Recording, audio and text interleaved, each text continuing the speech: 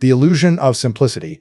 Why we underestimate Star Wars tech. For decades, casual fans and even die-hard enthusiasts have brushed off Star Wars technology as little more than flashy props in a galaxy far, far away. Just laser swords for cool duels. The Millennium Falcon? A beat-up spaceship that defies physics. But here's the secret. George Lucas and his team didn't pull these ideas out of thin air. Every blaster, droid, and hyperspace jump is rooted in real-world science, engineering logic, or meticulous design philosophy. We've been sold the myth of simplicity, but the truth is, Star Wars tech is a masterclass in blending imagination with ingenuity. Let's dive into the overlooked brilliance that makes these fictional gadgets feel weirdly believable. Lightsabers, not just lasers. A symphony of energy and physics. The laser sword, myth versus the reality of confinement fields. When we see Luke ignite his green saber in Return of the Jedi, our first thought is laser sword. But real lasers can't hold a blade shape, they just shoot out in a straight line. So how does the movie's version work? The behind-the-scenes answer is a stroke of genius. Lucas's designers imagined a confinement field, a magnetic loop that traps plasma energy into a blade form. Think of it like a neon sign bent into a sword, but with a sci-fi twist. The hilt houses a mini reactor that generates the plasma, while the field keeps it from dissipating. This isn't just magic. It's a plausible, if fictional, solution to a physics problem. Even better, the color of the saber? That's not just for show it signals the crystal type powering it. A nod to real-world mineralogy and energy sources. The human element. Why a simple weapon needs complex rules. Ever notice how lightsabers don't slice through everything? They bounce off blast doors, clash with other sabers, and even have a distinct hum that changes with the blade's intensity. These details weren't added for cool factor, though they are cool. They're there to give the weapon rules, making it feel like a real tool with limitations.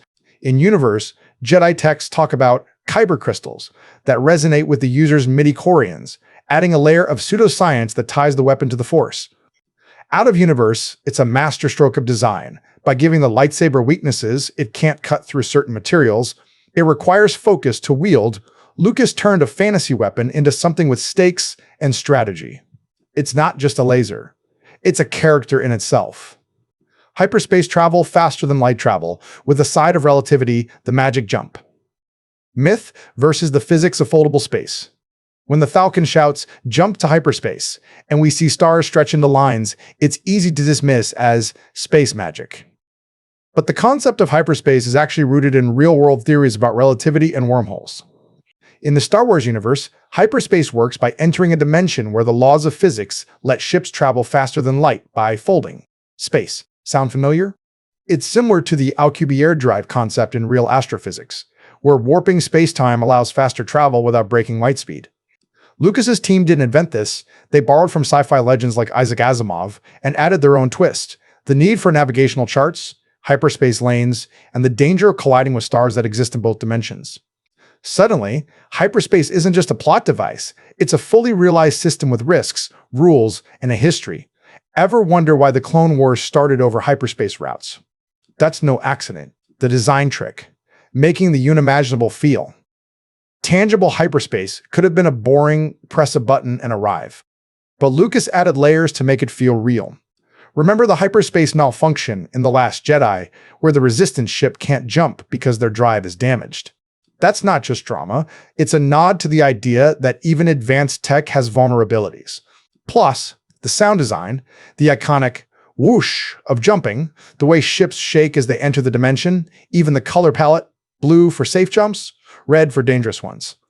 These details turn a sci-fi trope into a believable part of the universe, making us forget we're watching a fantasy and believe it's a possible future. The Death Star, a flawed superweapon with a shockingly realistic design philosophy. The giant laser moon, myth versus the laws of engineering. Just blow up the small thermal exhaust port. Sounds like a convenient plot hole, but here's the thing. The Death Star's design is full of intentional flaws, and that's the point. In universe, the Empire built it as a symbol of terror, prioritizing intimidation over practicality. Out of universe, it's a genius example of show, don't tell, world building. The exhaust port, a shortcut to save resources, because even a galaxy-spanning empire has budget constraints. It's a reactor design, based on real-world nuclear fusion concepts, but scaled to absurd levels. Fun fact, the first Death Star's power output is calculated to be around 1032 watts, which is roughly the energy of a star. Oops, they made it too powerful, hence the need for a weakness to keep the story tense. The hidden message: technology as a reflection of its creators. The Death Star isn't just a weapon, it's a metaphor. The Empire's arrogance, believing no one would dare attack such a perfect weapon, led to its downfall. Meanwhile, the Rebel Alliance's victory through a flaw shows that even godlike tech has human-sized weaknesses. It's a classic story trope, yes, but wrapped in technical details that make it feel earned. Did you know the Death Star's trench run was inspired by real-world YW World bomber missions? Lucas wanted it to feel like a plausible military strategy, not just a space fantasy. That's the brilliance, taking real-world history and engineering logic, then exaggerating them to fit a galaxy at war. Why this matters: the art of believable fantasy Star Wars tech isn't great because it's realistic. It's great because it's consistent. Every gadget, ship, and superweapon follows rules that make sense within its universe, while borrowing just enough from real science to feel grounded. Lucas and his team didn't dismiss physics. They used it as a playground, bending rules but never breaking them without explanation. The result? A galaxy that feels alive, where technology isn't just cool, it's a character, a plot device, and a window into the values of the factions that use it. So next time you watch a lightsaber duel or a hyperspace jump, remember, there's the story on the screen, and the story behind it. The hours of design, the nods to real science, the intentional flaws that make the fantasy feel tangible. Star Wars didn't just create technology, it created a mythology of technology, one where every bolt and beam has a purpose, a history, and a hidden layer of brilliance. And that's why, 40+ years later, we're still talking about it. Because the best fantasy isn't about escaping reality, it's about using reality to make the impossible feel just within reach. Let's be real, we've all done it. You're watching A New Hope for the 10th time, seeing Luke ignite his lightsaber for the first time, and you think, cool glowing stick.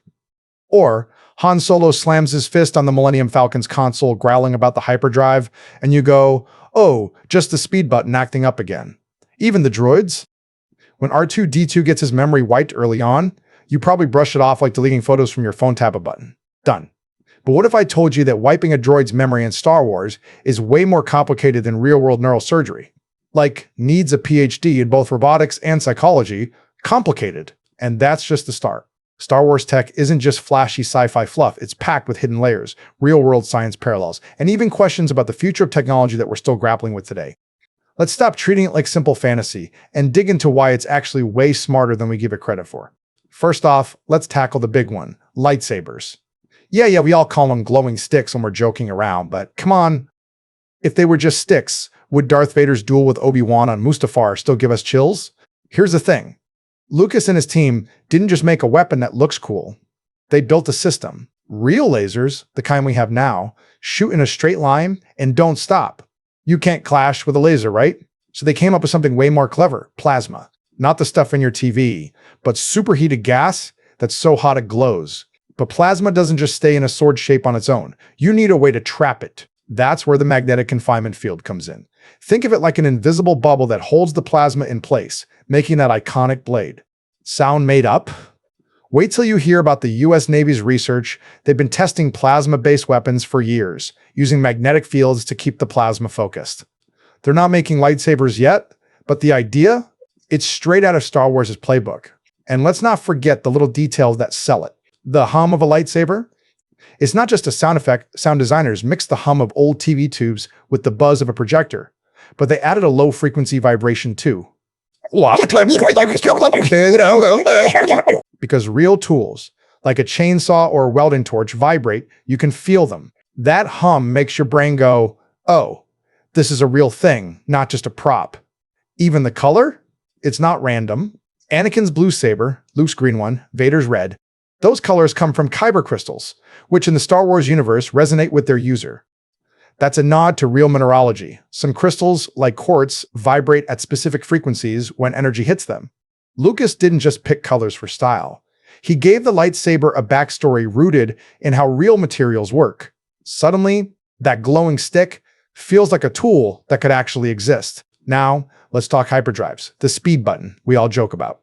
When Han says, make the jump to hyperspace, it looks easy. But have you ever wondered why they can't just jump anywhere? Why do they need hyperspace lanes? Because Star Wars hyperdrive isn't just go fast. It's based on a real scientific idea called the Alcubierre drive. Einstein said nothing can go faster than light in normal space. But the Alcubierre drive theory suggests you could warp space around a ship, stretching space behind it and compressing it in front. That way, the ship itself doesn't break the light speed limit. The space around it moves. Scientists are still testing this. We're a long way from the Falcon. But the point is, Star Wars didn't pull hyperdrive out of thin air. They borrowed a real theory and built a universe around it. And those hyperspace lanes, they're just like the air routes commercial planes use.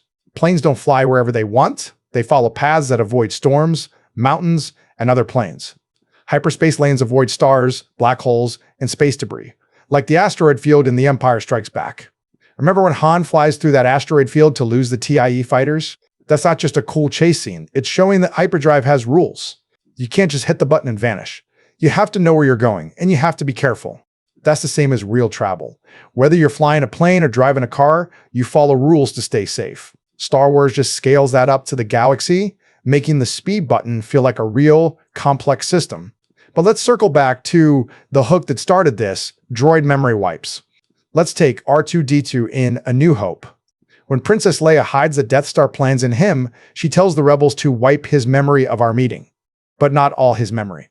They need him to still know how to fly, how to fix ships, how to communicate with C-3PO. That's way harder than it sounds. If you delete a file from your phone, it's gone. But a droid's memory is more like a human brain. Its skills, its personality, like R2's sassy beeps or C-3PO's panic, are tied to its memories. Wiping specific memories without breaking the droid? That's like trying to remove a single chapter from a book without tearing the pages around it. Real-world neurosurgeons do something similar with deep brain stimulation. For patients with PTSD, they try to target specific traumatic memories without erasing the patient's identity. But here's the kicker. Droid memory wipes are harder in Star Wars. Because droids are programmed to have simulated emotion. C-3PO isn't just a translator. He's anxious, he's loyal, he's scared of everything. Wiping his memory of a battle might make him less anxious, but it could also make him worse at his job if he forgets how to handle stressful situations. Lucas's team actually consulted psychology papers when designing droid memory systems. They wanted to make sure the process felt as complicated as real memory manipulation. That's why when R2 remembers the Death Star plans later, oops, rebel mistake, it's not a plot hole. It's showing that even the best memory wipes aren't perfect. Just like in real life, you can't always erase the past cleanly. The true power of Star Wars tech isn't that it's cool, though it is really cool. It's that it takes the stuff we know, plasma, magnetic fields, memory, travel rules, and twists it just enough to feel like the future. It doesn't ignore science. It plays with it. It makes us look at our own technology and go, what if? What if we could make plasma weapons? What if we could warp space? What if we had AI that's so complex? Wiping its memory is like surgery. Star Wars doesn't just show us fantasy. It shows us a version of the future that's rooted in our present. Next time you watch The Empire Strikes Back and see Han bang on the hyperdrive, don't just laugh at the broken speed button. Think about the engineers fixing plane engines today, tapping wires and checking gauges. When Luke ignites his lightsaber, think about the Navy's plasma research. When R2 beeps like he's hiding a secret, think about the neuroscientists working on memory. Star Wars tech isn't simple. It's a love letter to how curious humans are, how we take what we know and dream of what we could do. That's the magic of it. It's not just sci-fi. It's a mirror showing us where we are and hinting at where we might go. And honestly, that's way more exciting than a glowing stick or a speed button. Let's cut to the chase. We've all watched Star Wars and thought, oh, that's just sci-fi magic. Land speeders floating over Tatooine? Cool trick. Star destroyers cruising through space? Big ship, big engines. Blasters going pew, pew. Laser guns with extra flair. But here's the thing. None of this is random. Every piece of tech has layers of engineering genius, and a lot of it's rooted in real science we're actually working on today. Let's pull back the curtain on the stuff we've been underestimating for decades. First up, repulsor lift technology. You know, the thing that makes Luke's landspeeder glide over sand without touching it? We call it anti-gravity, like it's a switch, but it's way more complex. Here's how it really works. In the Star Wars universe anyway, the system uses a tiny fusion generator to ionize air into plasma superheated gas so hot it glows, and then traps that plasma in a magnetic field shaped like an invisible cushion. Think of it as a hovercraft on steroids, but instead of blowing air down, it's pushing plasma against the ground using magnets. Sound made up? NASA's been testing something called a plasmoid thruster that does almost the same thing, creating compact plasma balls with magnetic fields to propel spacecraft. They're not making land speeders yet, but the core idea? Straight out of Star Wars playbook. And those little details? They're not just for show. Notice how a speeder bike stays steady even when zipping through Endor's forests. That's a built-in feedback loop. Sensors constantly check altitude and tilt, then tweak the plasma flow to balance it. It's like how your drone uses gyroscopes to not crash, but scaled up for a human rider. Even the hum? That's plasma vibrating inside the magnetic bottle. The same way real plasma devices hum in labs. George Lucas didn't just want it to look real, he wanted it to behave real. Now, let's talk about what powers a Star Destroyer. That massive warship isn't running on hope and evil. It's a network of miniaturized fusion reactors. Real fusion reactors on Earth, like the iTor project, are the size of stadiums and still can't produce more energy than they use. But Star Wars shrinks them down to train car size, fusing exotic fuels like cortosis-enriched deuterium.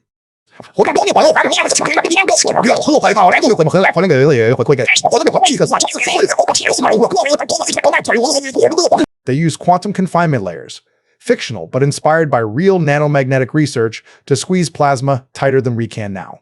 The result? A reactor that puts out as much energy as a small star, powering everything from the engines to the tractor beams. This isn't just about big ships, though. Miniaturized fusion changes everything. On Star Wars planets, these reactors power entire cities. Clean, portable energy with no exhaust. That's exactly what we're chasing here on Earth. If we crack fusion miniaturization, we could ditch fossil fuels, power remote villages, even send ships to Mars. Star Wars isn't just showing us a cool reactor, it's showing us a future where energy scarcity doesn't exist. And that glowing blue core you see in Star Destroyer scenes? That's plasma same as what lights up our real fusion experiments. Finally, let's debunk the simple blaster myth. It's not a laser, it's not a bullet, it's a two-step energy machine. First, it pulls power from a cell and converts it into supercharged plasma. Then, it uses electromagnetic rails to fire that plasma at Mach 7 faster than the US Navy's railgun prototype, which hits Mach 7.5. The Navy's railgun uses electricity to launch metal slugs. Blasters do the same, but with plasma. The catch? Plasma dissipates in air. So Star Wars adds a confinement pulse to keep the bolt intact. That's the fictional fix for a real problem scientists still grapple with. And those flaws we see? They're features. Blasters overheat if you fire too fast because the power cell can't convert energy quickly enough, just like your phone dies faster when you use too many apps. They misfire in rain because water messes with the plasma's charge, exactly how real electrical devices short out. Lucas's team added these limits to make blasters feel like tools, not magic wands. Here's the kicker. George Lucas once said, Star Wars is about the tension between humanity and technology. That's why the tech feels real. It's not perfect. It has rules. It's rooted in the science we know, stretched just far enough to feel like the future. Next time you see a land speeder float, a Star Destroyer loom, or a blaster fire, remember, that's not just sci-fi. That's engineers real and fictional asking, what if? The real marvel isn't the tech itself, it's how Star Wars uses it to make the impossible feel like something we might just build someday. And honestly, that's way cooler than any magic trick.